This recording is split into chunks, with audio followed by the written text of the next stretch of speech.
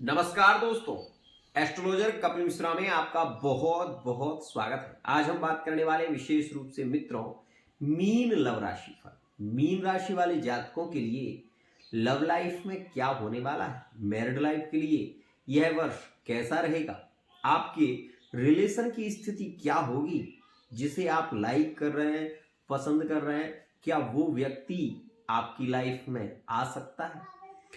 ऐसी ही बहुत सारी जानकारी आज मैं आपको देने वाला हूं, लेकिन मेरे यहां जो जानकारी होती है वो फेक नहीं होती, पहली और विशेष खास बात।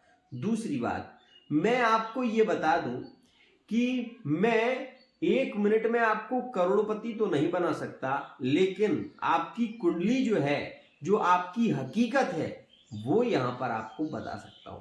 तो यदि आप एक सटीक जानकारी चाहते हैं और सच आप सुनना चाहते हैं, ग्रहों के अशुभ प्रभावों को कैसे शुभ बनाया जाए, इसके उपाय भी मैं आपको बताता हूं। तो यदि आप चैनल पर नए हैं, चैनल को सब्सक्राइब जरूर कर लेना। मित्रों, अगर आपकी कुंडली में नेगेटिव ग्रह की महादशा चल रही है, आपका पार्टनर आपसे बात नहीं कर रहा, उसने आपको ब्लॉक कर दिया है, आपके रिश्ते खत्म होने की कगार पर पहुंच रहे हैं, तो मैं आपसे केवल ये कहूंगा कि आप एक बार अपनी कुंडली का विश्लेषण जरूर कराएं, ताकि आपको ये पता चल सके कि वो कौन सा ग्रह है जो आपके रिलेशन को बिगाड़ रहा है, पार्टनर थर्ड पार्टी में क्यों जा रहा है, क्यों वो आपको छोड़ना चाहता है। ये सारी स्थितियों पर विशेष चर्चा कर सकते हैं हम। आइए सबसे पहले हम ये देखते हैं ग्रह गोचरीय सिद्धांत। मित्रों, यहां पर आप ये देख रहे हैं कि वर्तमान के समय में राहु यहां पर मीन राशि में गोचर कर रहे हैं। तो वहीं मैं आपको ये बता देना चाहता हूं कि ये राहु 18 मई 2025 में परिवर्तन करेंगे और आपकी कुंडली से आपके 12वें भाव में चले जाएंगे। यहां पर आप ये भी देखें कि मीन राशि का स्वामी है गुरु, और गुरु अभी यहां पर चल रहे हैं 3रे भाव में, और ये आ जाएंगे आपके 4th भाव में। 4th भाव सुख का है, जनता का है, परिवार का है, मैरिड लाइफ में विशेष रूप से सुख और भोग का है। यहीं से पता चलता है कि आपके शारीरिक संबंध कैसे होंगे, आपके रिलेशन कैसे होंगे, आपके परिवार की स्थिति क्या होगी। मित्रों, तो ये 15 मई में परिवर्तन करेंगे और आपकी कुंडली के शनि विशेष रूप से कुंभ राशि से मीन राशि में प्रवेश कर जाएंगे 29 मार्च 2025 में। तो ये एक तीसरा परिवर्तन है। साथ ही गुरु का परिवर्तन यहां 15 मई में होगा। 29 मार्च में शनि का परिवर्तन हो जाएगा और 15 मई के बाद 18 मई में राहु और केतु का परिवर्तन होगा, जो कि आपके 12वें भाव में गोचर करेंगे। साथ ही चौथा परिवर्तन मंगल का होगा, जो कि 22 जनवरी 2025 में आपकी कुंडली के पंचम भाव से निकलकर विशेष रूप से आपके 4th भाव में आ जाएंगे। तो यह एक बड़ा परिवर्तन है और इसकी रीडिंग के अनुसार मैं अब आपको बता रहा हूं कि वर्तमान की स्थिति क्या है और आने वाला समय आपके लिए क्या कह रहा है। मित्रों, वर्तमान के समय में मीन राशि वाले जातकों के नए संबंध के योग चल रहे हैं। मीन राशि वाला जातक जिसको लाइक कर रहा है, पसंद कर रहा है, वो उसकी लाइफ में आएगा 22 जनवरी 2025 के बाद। ध्यान रखना इस बात का। अगर आप किसी को लाइक करते हैं, पसंद करते हैं, तो वो व्यक्ति आपकी लाइफ में आएगा, लेकिन कब? 22 जनवरी 2025 के बाद। इस बात का ध्यान रखना। वर्तमान के समय में यदि लिविंग रिलेशनशिप में आप हैं, तो ये बात जानिए कि इस समय में लिविंग रिलेशनशिप की स्थितियां जो चल रही हैं, इसमें ऑन ऑफ वाली सिचुएशन आपको देखने को मिलेगी। मतलब आपका पार्टनर आपकी स्थितियों को समझता नहीं है। और एक विशेष बात ध्यान रखिएगा, मीन राशि में लिविंग रिलेशनशिप में फिजिकल रिलेशनशिप के भी योग वर्तमान में प्रभावित हैं, जो कि 28 दिसंबर से 22 जनवरी 2025 तक रहेंगे। यहां पर एक और बात मैं आपको बता देना चाहता हूं कि आपकी कुंडली से शनि जब निकलकर यहां लग्न स्थान मीन राशि में प्रवेश करेंगे, तो मीन राशि वाले जातकों की विदेश की यात्राओं के योग बनेंगे। मीन राशि वाले जातकों के रुके हुए प्रोजेक्ट, रुके हुए काम यहां पर पूरा होना शुरू हो जाएंगे और ये काफी अच्छा होगा विशेष रूप से मीन राशि वाले जातकों के लिए। जो मीन राशि वाले जातक काफी समय से नो कॉन्टैक्ट सिचुएशन में थे, खासकर 3 राशियों से, तो उनके पार्टनर यहां पर रिटर्न वापसी करेंगे विशेष रूप से 29 मार्च के बाद। ध्यान रखिएगा। तो वो राशियां हो सकती हैं मीन राशि में मिथुन राशि का पार्टनर रिटर्न वापसी करेगा। मीन राशि में विशेष रूप से आप ये देखेंगे कि कुंभ राशि का और मकर राशि का पार्टनर रिटर्न वापसी करेगा। कब? 29 मार्च 2025 के बाद। ध्यान रखना।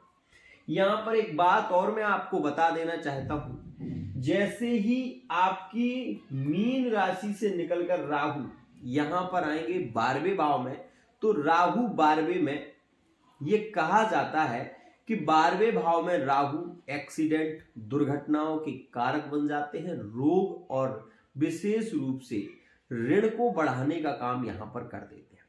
ओवर थिंकिंग राहु के कारण ज्यादा होने लगती है, तो इस बात का विशेष ध्यान रखिएगा कि जब राहु यहां पर आएंगे तो थोड़ी ओवर थिंकिंग आपको होने लगेगी, आपको शंकाएं बहुत ज्यादा होने लगेंगी, चाहे आप लिविंग रिलेशनशिप में हो, चाहे आप थर्ड पार्टी रिलेशन में हो, चाहे आप मैरिड लाइफ में भी क्यों ना हो। आपका पार्टनर आप पर बहुत ज्यादा शक करने लगेगा और ऐसी स्थिति आप देखेंगे 18 मई 2025 से। ध्यान रखना, पार्टनर का थर्ड पार्टी में इन्वॉल्व होना, थर्ड पार्टी में ज्यादा संबंध होना, थर्ड पार्टी में रिलेशन की स्थितियां केंद्रित होंगी 28 दिसंबर 2024 से 22 जनवरी 2025। ये समय में थर्ड पार्टी में पार्टनर मैरिड लाइफ का जा सकता है। इस बात का विशेष ध्यान रखिएगा। अगर आपको ऐसा दिखाई दे रहा है कि कोई व्यक्ति आपके यहाँ ज्यादा लगाव रख रहा है, ज्यादा बात कर रहा है, आपके पार्टनर से ज्यादा मिलजुल रहा है, तो ये 100% मान लेना कि इस समय में आपका पार्टनर थर्ड पार्टी रिलेशन में जुड़ रहा है। चाहे वो आप अपने मायके में जाकर जुड़े, चाहे वो आपका मैरिड लाइफ का पार्टनर हो, ये बात ध्यान देना, पार्टनर थर्ड पार्टी में जुड़ सकता है। ये समय थोड़ा केंद्रित रहेगा। एक और खास बात, मीन राशि से राहु जब 12वें भाव में जाएंगे तो यहां पर कुछ अच्छा भी योग है, जैसे कि आपकी विदेश की यात्राओं के योग बनेंगे, खासकर आपके जो रिलेशन है वो थोड़े से मजबूत भी होंगे, यात्राओं के योग आपके ज्यादा होंगे। आर्मी फोर्स इत्यादि की यदि आप ट्रेनिंग दे रहे हैं या फिर आप उससे रिलेटिव विशेष रूप से तैयारी कर रहे हैं, तो आपकी ज्यादा संभावना है कि जॉब आपकी इसमें हो सकती है। और मैं आपको ये जरूर कहूंगा कि यह स्थिति आपको 18 मई के बाद ही ज्यादा मजबूत दिखाई देगी। तो ऐसा व्यक्ति बहुत जल्दी, शीघ्रता से, हम ये कहें कि पैसा भी बहुत कमाएंगे और खर्चा भी आपका बहुत होगा। ये बात ध्यान देना। 12वें का योग जब बढ़ेगा तो बहुत सारे लोग आपको ये कह रहे होंगे कि नहीं कुछ नहीं होगा, रिश्ते मजबूत होंगे, लेकिन मैं 100% ये कह देता हूं, भले ही आप मेरे वीडियो को कम देखें, भले ही आप इसको लाइक ना करें, लेकिन मैं वो जो है वो कह रहा हूं।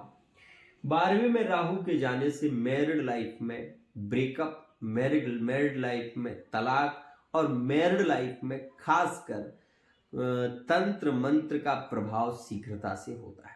तो ये राहु जो 12वें में गया है ये आपके लिए अच्छा नहीं है, इस बात का ध्यान दीजिएगा।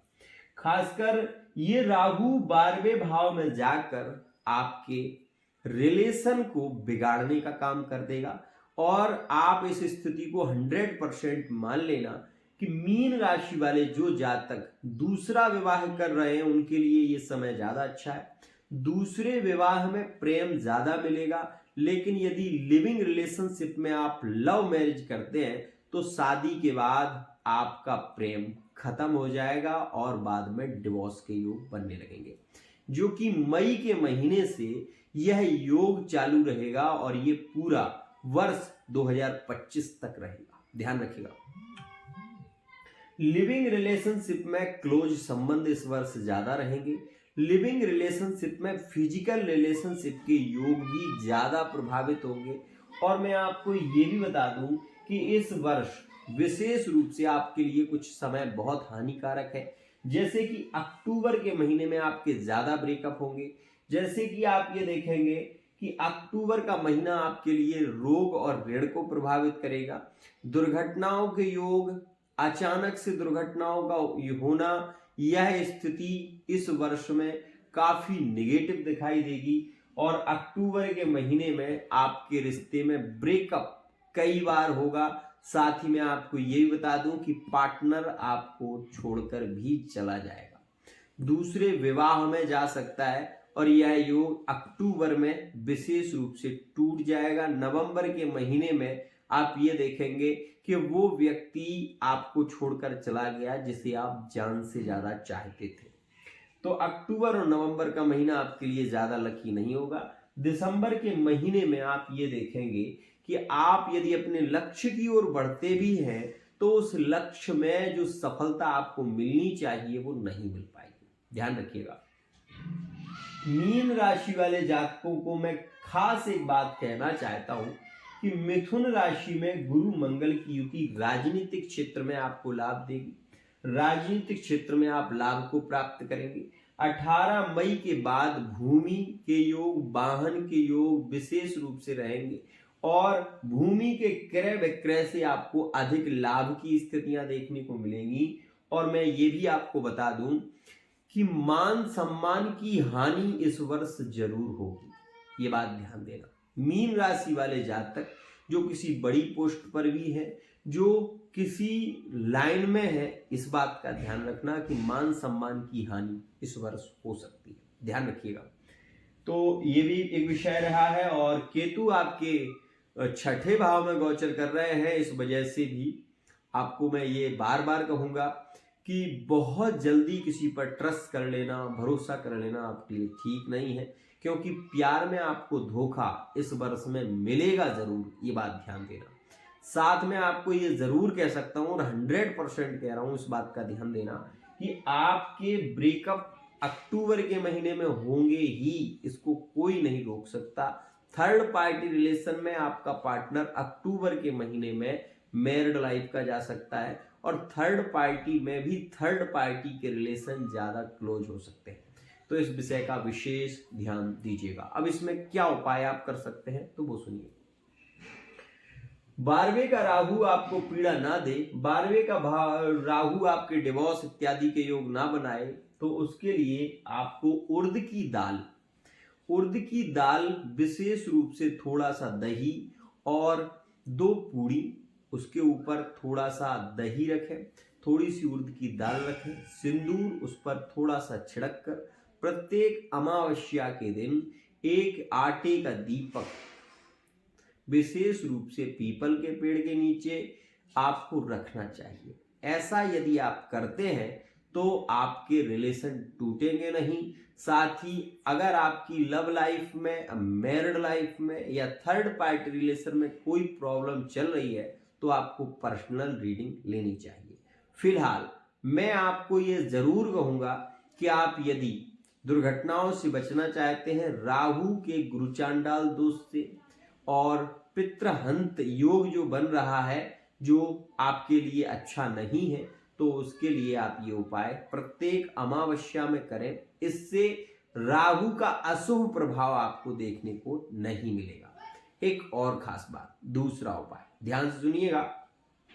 शनिवार मंगल यदि आप भगवान शिव के मंदिर में या हनुमान जी के मंदिर में चमेली के तेल का दीपक जलाएं और 5 परिक्रमा हनुमान जी की करें, तो आप ये भी देखेंगे कि राहु का 12 का प्रभाव मैरिड लाइफ में कोई अशुभ प्रभाव नहीं देगा। साथ ही यदि आप थर्ड पार्टी रिलेशन में जुड़े हुए हैं और पार्टनर के साथ में आपके रिलेशन टूट रहे हैं, तो ऐसी स्थिति में मैं आपसे कहूंगा कि कनेर के फूल की माला बनाकर आप महादेव जी को चढ़ाएं। इससे आपके थर्ड पार्टी के रिलेशन टूटेंगे नहीं।